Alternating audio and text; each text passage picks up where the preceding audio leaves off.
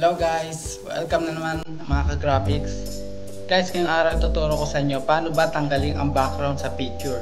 Guys, ang pagtatanggal ng background sa picture, magagamit nyo to kung kayo magagawa ng tarpaulin, like pang birthday tarpaulin. Pwede nyo gawin i-change yung background ng inyong picture. So, pipili lang tayo kung ano magandang background. Magagamit nyo siya. Sa mga invitation, pwede rin. Ngayon guys, tuturo ko sa inyo. Tara, samahan nyo.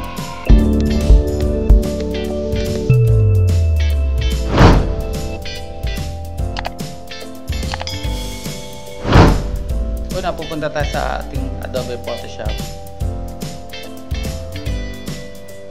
Tapos guys, dito may mga sample picture na ako. Like ito. Open natin siya. Guys, nasa Photoshop ako guys. Ngayon, ang gagawin natin is paano ba tanggalin ang background ng isang picture. Napakadali lang guys. Una natin gagawin, pupunta tayo rito sa Quick Selection Tool. Okay. So, itadrag lang natin yung ating selection tool like that. Tapos, unti-untiin nyo lang guys. Right click nyo and then select inverse. After na select inverse, right click nyo ulit and then layer via cut. Tapos makikita ninyo siya rito. Pag tinanggal natin yung viewing niya o yung mata niya, makikita nyo nagkaroon siya ng cut or erase doon sa ating sinelect na image or sinelect na portion ng image. Guys, pwede nyo itong i-delete na naman gamit ang keyboard. Pindutin ko ang delete. Yan, so makita niya na wala. Tapos guys, isa pa ulit. Yan. Tapos i-select inverse ulit. Basta guys, gumagamit lang ako ng quick selection tool. So select inverse and then select via cut. And then pwede natin siyang i-undo or i-delete na lang natin. Kasi hindi na natin kailangan yung portion ng image na yun. Like this one. So, gamit tayo ulit na ito. Tapos, i-drag natin. Tapos, select inverse. And then, ganun lang kasimple guys. Select via cut lang. And then, delete lang natin yung portion nyo. So, guys, napansin nyo. Nawala na yung background. Pag sinave natin siya, save as PNG. Okay. Yan, save as PNG lang. And then, kung saan natin siya gusto i-save, let's say, sample 1. Fine.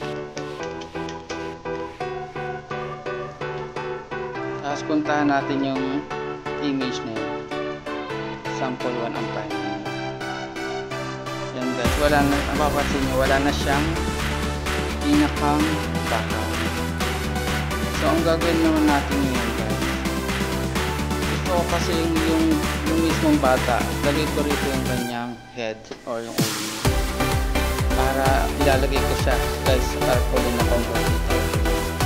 So, request lang sa akin to ng best friend siya ng asawa ko. So, gagawa natin yung anak ko ng tarpaulin. So guys, mapapansin nyo, meron akong image na rito na ginawa.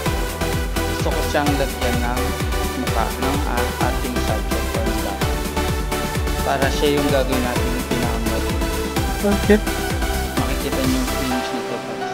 Okay, so ang gawin natin, kuhanin natin itong kanyang, di ba na-erase ang ating background. Kuhanin lang natin is yung head. So pwede na tayong gumamit ng erase tool. And then purahin natin yung katawan kasi ang kailangan lang natin dyan guys is yung kanyang mismong head. So ganun lang kasi yan pagtatanggal yung background. Dahan-dahan lang kayo guys para hindi masira yung purahin nyo. Pwede rin yung paliitin ang inyong size ng pambura. Like this one.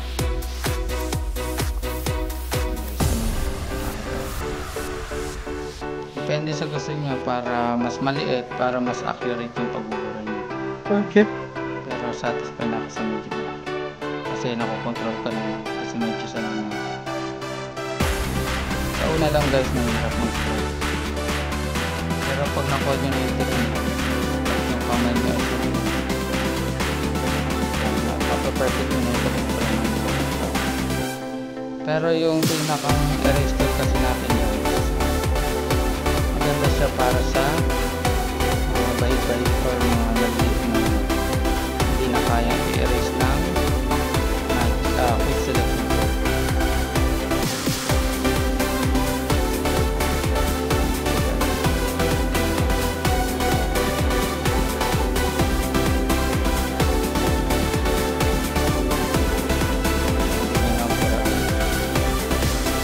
So ayan, nakuha na natin yung i-save na natin as PNG ulit guys.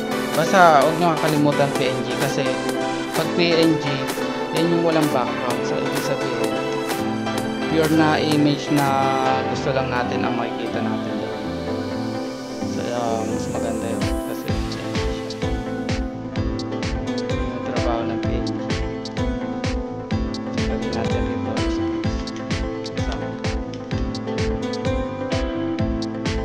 Okay guys, ngayon kukuhain ko na yung kanina sinabi ko sa inyo, yung kanyang magiging katawan na cartoons like this. Ito yun. Kasi ito kasing cartoons na to, tinanggal ko ang ulo nito. Ang totoong image niyan guys, pag buo ito, dinownload ko lang ito online sa Google, tapos i-delete ko lang yung mismong head niya para makuha ko yung mailagay ko yung picture ng ating birthday celebrant. So kuhanin natin, so punta tayo na file, open natin yung sample head ito. Tapos guys, pag sinilip ko siya, dadalhin ko lang siya dun sa head.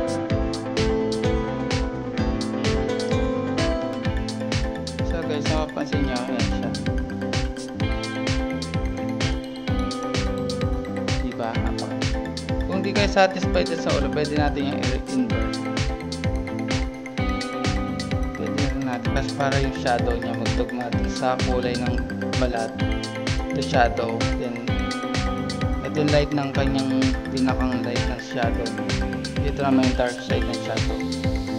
So tumutugma siya sa shadow ng ating character ng cartoons. So guys, ngayon isa-save ko na siya as a PNG. Apply ko pala muna natin as a PNG.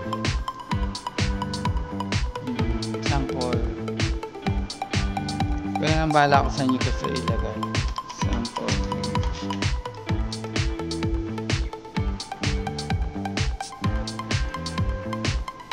Ayan guys, tapos punta na natin siya. Ito yan. O diba guys, napakadali lang. So nakita na natin yung kanyang mismo character. So inikit natin yung kanyang bata, yung ulo ng bata doon sa aking dinownload na picture from Google. Ayan guys, ang gagawin naman natin, kuha tayo ng iba namang ibang subject. So close na natin to. Try naman natin tong download kong card. So gagamit ulit tayo ng quick selection tool. Ganun lang kasimple guys. So select inverse and then right click ulit and then layer via cuts. Okay, next one. Select inverse, layer via cut, and then ito tayo dito, delete natin. Tapos yan, select inverse, right click, layer via cut, undo or delete. Ito guys, kung gusto nyo medyo mali, kasi minsan may mga guhit-guhit dyan, so maaari natin siyang kulay na konti. May papapansin akong guhit dito. Okay. Hindi nyo masyadong kita guys, pero ako kita ko yun. Medyo hindi malinis yung pagkakakat. Quick selection. Linis. kotse na to guys, isasave natin ulit sa page.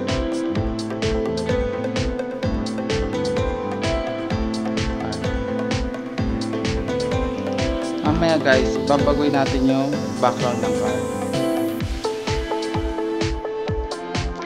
Tayo na mamimili kung anong gusto natin ilalagay na ba. Basta ang mahalaga is nakat na natin yung mismong image na kotse. Tapos sinave natin siya dun sa car, sa akin. Kasi sinasabi ko sa inyo may konting buhay siya guys.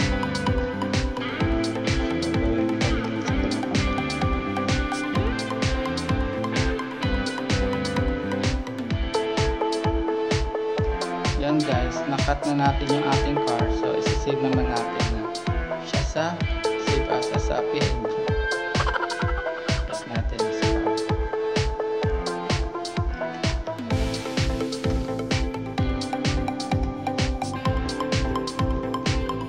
Tapos puntahan natin ngayon yung ating project.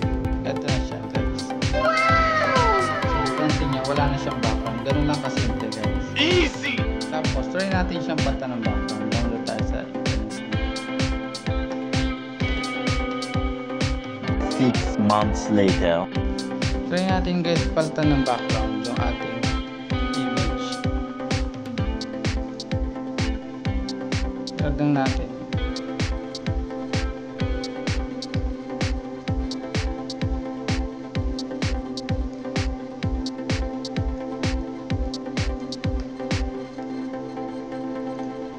Tapos save na natin siya as apply natin. Save na natin siya as a JPEG. For example naman. Yan guys, nalagyan na natin siya ng background na iba. Sa ano naman tayo guys, dun sa Illustrator, kung paano naman tayo gagawa ng tarpaulin. So pakita ko sa inyo kung paano. Ito time-lapse ko na lang to guys para mas makita nyo yung kung paano ko ginawa yung tarpaulin. Tapos pakita ko sa inyo. A few inches later.